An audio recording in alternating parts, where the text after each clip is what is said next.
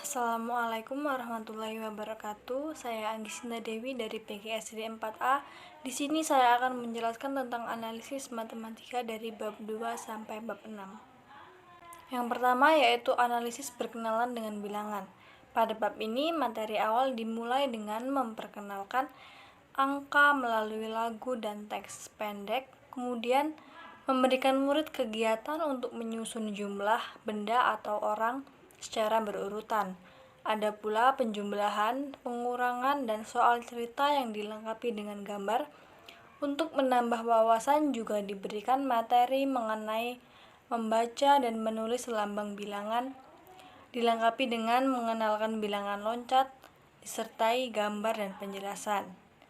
Nah, di sini saya sudah mempunyai beberapa soal tentang berkenalan dengan bilangan. Yang pertama yaitu siswa diajak untuk membandingkan manakah yang lebih banyak dan manakah yang lebih sedikit. Di sini saya mempunyai soal tentang perhatikan gambar berikut ini.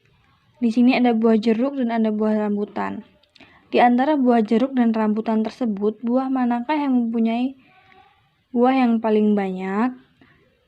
Jawabannya yaitu buah jeruk, karena buah jeruk berjumlah 7 buah sedangkan buah rambutan 5 buah. Bagaimana cara menghitungnya? Cara mengerjakannya yaitu kita hitung dulu. Buah jeruk ada 1, 2, 3, 4, 5, 6, 7, sedangkan buah rambutan ada 1, 2, 3, 4, 5. Sudah pasti 7 sama 5 itu lebih banyakkan 7, karena kalau kita berhitung, yang pertama ada 1, 2, 3, 4, dan 5, 6, 7. Yang pertama adalah 5 dan yang terakhir 7, berarti yang paling banyak adalah 7. Selanjutnya ada juga tentang pengurangan. Sinta mempunyai 5 buah jambu, kemudian dia memberikan 3 buah jambunya kepada Dewi. Berapa sisa buah jambu yang dimiliki Sinta? Mula-mula Sinta mempunyai buah 5. Buah 5 jambu. Kita ibaratkan ini jambu. Nah, dia memberikan 3 buahnya kepada Dewi. 1, 2, 3. Berarti kita coret ini 3. Tinggal sisa berapa ini? Tinggal sisa 1, 2. Berarti Sinta hanya jumlah buah Sinta yaitu tersisa 2. Yang kedua yaitu analisis tentang kegiatan waktu.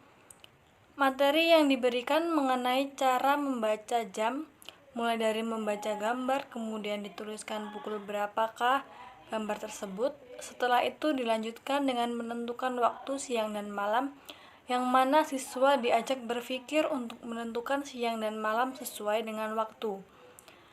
Selanjutnya juga mendapat kegiatan untuk menjiplak gambar jam beserta dengan jarumnya dan menentukan lama atau sebentar waktu sesuai kegiatan. Materi terakhir yaitu belajar mengenai nama-nama hari dengan bernyanyi, melengkapi nama-nama hari dan dilanjutkan dengan nama-nama bulan. Selanjutnya yaitu soal tentang kegiatan sehari-hari tentang waktu. Di sini saya mempunyai jam yang jarum pendek menunjukkan di angka 9, sedangkan yang jarum panjang menunjukkan di angka 2. Nah, dibaca berapakah pukul gambar di samping ini?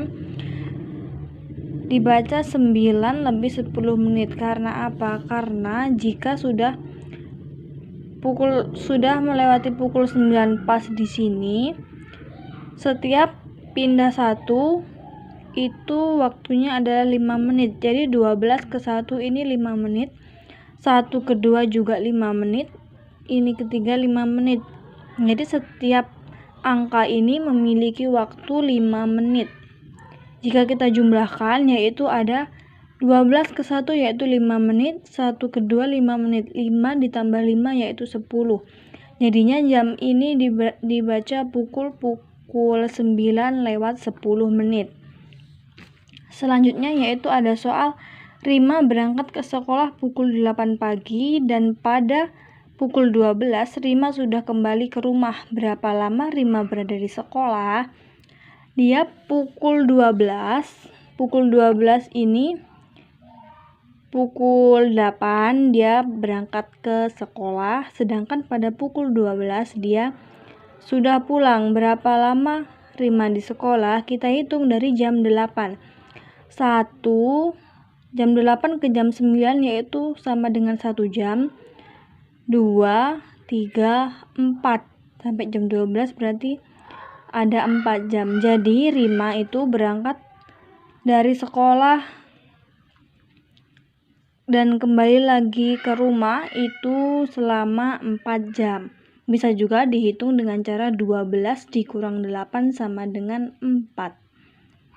Yang ketiga, analisis satuan pengukuran. Pada materi ini yang diberikan yaitu tentang panjang dan pendek, seperti siswa diminta untuk memperhatikan benda-benda di sekitarnya yang berbentuk panjang dan pendek. Kemudian dilanjutkan dengan materi tinggi dan rendah yang dilengkapi dengan gambar-gambar yang berukuran tinggi dan rendah sehingga siswa dapat membedakannya.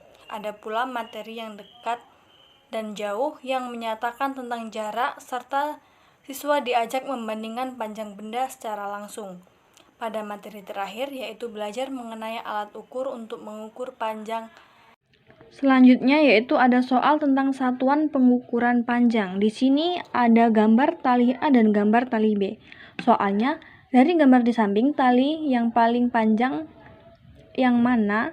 Yaitu yang A ini hanya sampai titik sini saja, sedangkan yang B dia melewati dari titik A tersebut. Jadi dapat kita simpulkan, dapat kita lihat dari gambar ini yang paling panjang yaitu tali B. Yang ketiga yaitu perhatikan gambar di samping, buku manakah yang paling pendek antara A, B, dan C. Bisa kita lihat di sini buku A ini berada pada garis pertama, yang B dia sampai pada garis kedua, sedangkan yang C berada pada tengah-tengah antara garis 1 dan garis kedua. Jadi, manakah antara buku ini yang paling pendek? Ya, jawabannya yaitu adalah yang A. Karena garis buku ini hanya sampai pada garis yang pertama saja, sedangkan yang lainnya melebihi dari garis yang pertama. Yang keempat ada analisis bangun ruang. Materi awal dimulai dengan memperkenalkan bangun ruang melalui gambar, kemudian siswa diminta untuk melakukan kegiatan mengelompokkan benda-benda di sekitar berdasarkan bentuknya. Materi terakhir dilanjutkan tentang membandingkan dua benda yang sejenis yang dilengkapi dengan gambar. Di sini saya juga membuat soal tentang bangun ruang. Nah, di sini perhatikan ada bangun apa sajakah gambar di samping ini. Soalnya yaitu bangun ruang kerucut ditunjukkan oleh nomor. Bangun ruang kerucut ditunjukkan oleh nomor 2. Ini kalau yang pertama ini dinamakan bangun ruang kubus, sedangkan yang nomor 3 ini dinamakan bola. Kalau mau mencari bangun ruang kerucut itu sangat mudah, yaitu kita tinggal menghafalkan saja bentuknya yang seperti tumpeng. Jadi bisa kita ingat-ingat kalau yang bangun ruang kerucut itu bentuknya kayak tumpeng, dia lancip, cuma di sini ada kayak gini ya nih. Selanjutnya ada perhatikan gambar di samping, bola manakah yang berukuran lebih besar antara bola A dan bola B. Sudah pasti jawabannya yaitu bola B. Karena apa? Karena bola A ini hanya sampai titik garis ke-1 yang atas, sedangkan yang bola B dia mencapai garis kedua yang bawah. Jadi sudah dapat disimpulkan bahwa bola B ini lebih besar daripada bola A. Yang kelima, analisis pengukuran berat. Siswa dikenalkan perbedaan benda yang ringan dan berat melalui soal cerita. Kemudian siswa diajak untuk menganalisis benda dengan menentukan berat atau ringan. Siswa juga diberikan beberapa contoh gambar kegiatan menimbang dan cara menimbang dengan benar dengan perbandingan kelereng dan penggaris. Setelah itu, siswa diajak untuk menentukan manakah yang lebih berat atau lebih ringan sesuai dengan gambar. Materi terakhir yaitu siswa diberikan latihan mandiri.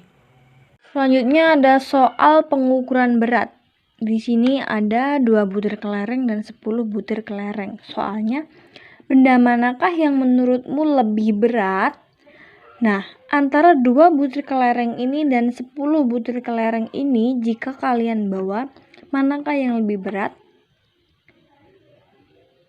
Ya, jawabannya yang pasti yaitu 10 butir kelereng ini lebih berat karena jumlahnya lebih banyak daripada 2 butir kelereng. Sudah pasti jika jumlahnya itu lebih banyak berarti dia lebih berat. Nah, di sini ada soal cerita, Bima membeli buah apel 1 kg, Budi membeli buah apel 3 kg. Menurutmu buah apel siapakah yang lebih berat? Nah, tadi sudah saya jelaskan bahwa yang lebih banyak itulah yang lebih berat, yang jumlahnya lebih banyak itu lebih berat. Manakah jumlahnya yang lebih berat antara buah apel 1 kilo dengan buah apel 3 kilo? Ya benar, yaitu buah apel 3 kilo. Jadi jawabannya buah apel yang lebih berat yaitu buah apel Budi. Karena buah apel Budi jumlahnya 3 kilo, sedangkan buah apel Bima hanya 1 kilo. Sekian yang dapat saya sampaikan. Saya akhiri. Wassalamualaikum warahmatullahi wabarakatuh.